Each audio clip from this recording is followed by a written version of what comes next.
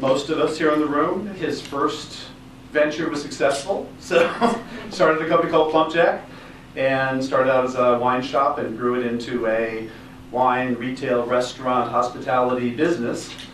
And then became, after a certain amount of time, became one of the youngest mayors in San Francisco history in 2004.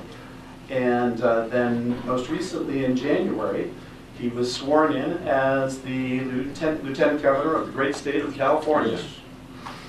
Every state's got one. So actually, yes, as just to start out as a civics lesson for us. Yes. If you would, I'm sure you What get the this heck question. does the Lieutenant Governor do? Exactly. That's what I'm asking. It's the old. I'm asking myself that question. The Lieutenant Governor is interesting. A lot of states they run as tickets. So you have whoever the governor is or the gubernatorial nominee will appoint as a vice president, lieutenant governor, X, Y, and Z, or at least as a candidate. California, it's a little different. We run independently. This is the first time in candidly decades that we've had two people of the same party.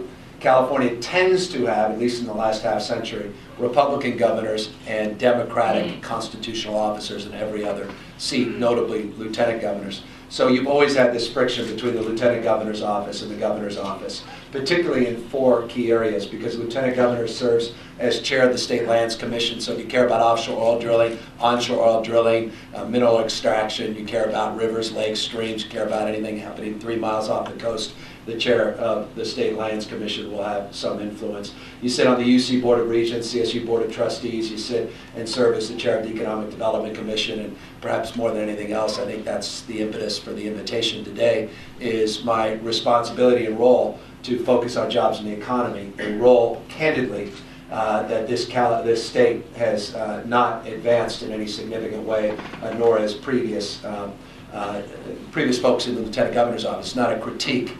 And there's a reason for that. It's an observation. And so those are the roles of the Lieutenant Governor. Those are the roles that I'm actively participating in. And then I'm trying to assert myself in things like the high-speed rail and other things where I don't have a formal role, but I feel like I have something. Awesome. Great. Thank you. I just got to say, you are the favorite politician in the Reichert household, because when you were mayor, you came and you visited Charles Armstrong's school, which is where my youngest was at that point in time. And so that was a shout out to Charles Armstrong and a shout out to you for supporting Charles Armstrong. And for what it's, you're probably going, what the heck are they talking about? I suffered or struggled or was challenged by learning disability, and Charles Armstrong is one of the great schools in terms of reconciling dyslexia in particular, other learning disabilities as well, but dominantly dyslexia. And so I won't be talking here about my Rhodes Scholarship or academic achievement, but nonetheless, those struggles are something I care deeply about, and God bless the good work down there. They do. It's again a shout out to Charles Armstrong. Yeah. Great school. But to the topic that a lot of people here are interested in, state of California, United States broadly has been struggling the last couple of years. There's been a lot of challenges. I'd like to ask you, what makes you optimistic that we're going to be able to pull it out here in California and across the country? Well, I mean, let's start here in California. I think fundamentally it's our strength and concentration of human capital, people. I mean, here we are in the most diverse state in the world's most diverse democracy, and I think by and large people are living together and prospering together across every conceivable and imaginable difference. I think when you look around the rest of the world, you have to sort of pause and reflect on that fact. We celebrate all our wonderful and interesting differences, but at the end of the day, this is a state and a nation that by and large, again, not perfect, gets the fact that we're all interdependent. We're all bound together, as Dr. King said, by that web of mutuality. We're all in this together, and no greater demonstration of that than the Silicon Valley, the San Francisco Bay Area. And so I am fundamentally optimistic because of that, as long as we harness that and we don't just tolerate that diversity, but we celebrate it every single day. Because it comes from that, everything else comes from that. Meaning, it's from there that creativity and that innovative spirit, that entrepreneurial spirit, and the notion that California has always been a state of dreamers and doers, always at its best, being on the leading and cutting edge. And so if we maintain that fundamental core value proposition, then I have every confidence we'll weather the storm, as we certainly are here in Silicon Valley at the moment.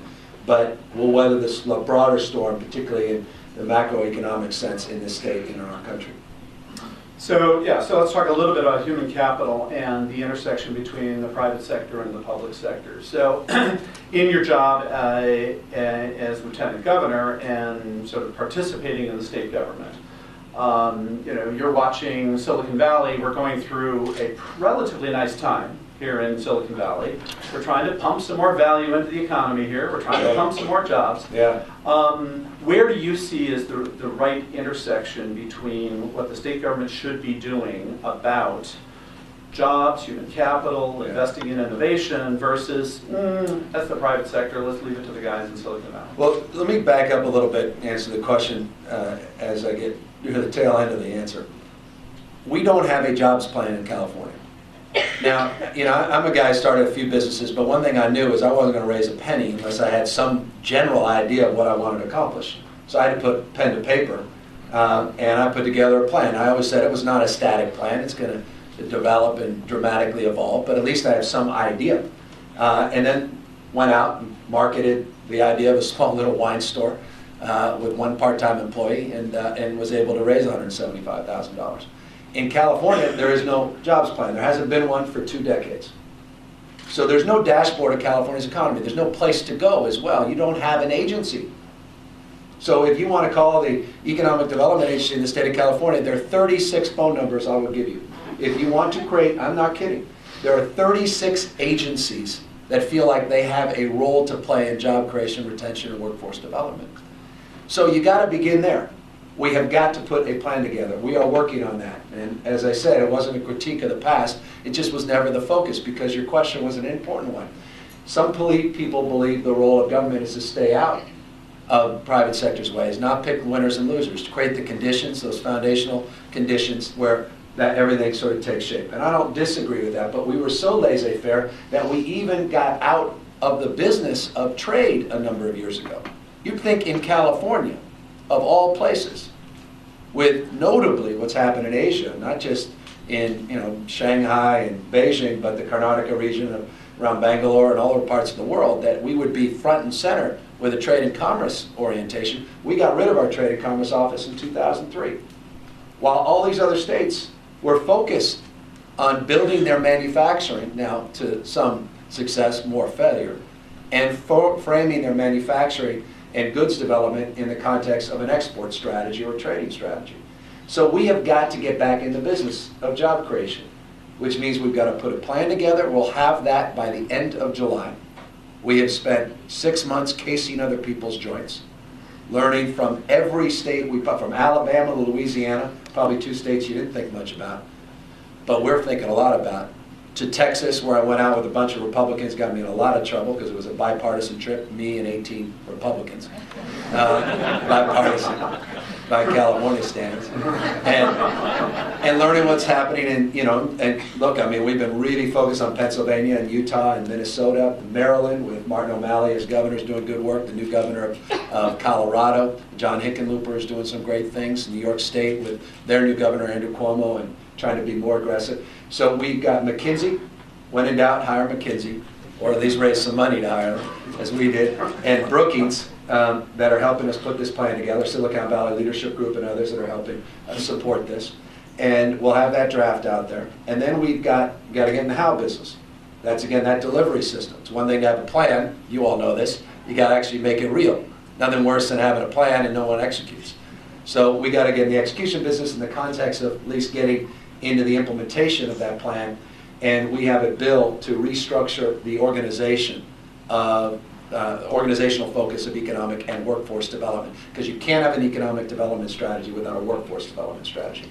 We'll focus on cluster frameworks, regionalism, not every region's the same. What's unique here in Silicon Valley in the high-tech, biotech, life science, nanotech, digital media, digital arts, and green tech doesn't necessarily translate per se in the Bakersfield area, or necessarily down in the southern part of the state. So each region, California is such a large state, has regional attributes. So we'll focus on regionalism. We won't pick winners and losers, but we'll align some intentionality around support with a toolkit of what our strengths are and what our weaknesses are. Why are we 43rd in the corporate tax rate and all these index analysis, and 44th in income tax, but number 1 in the entrepreneurial ecosystem, and number 3 or number 1 in venture capital as well, and number 3 in sort of innovation and dynamism, and sort of build on those strengths and start to reconcile those weaknesses, provide for the legislature and the governor a menu of options that they can choose from. Say, look, in Louisiana, they've gotten aggressive on manufacturing tax credits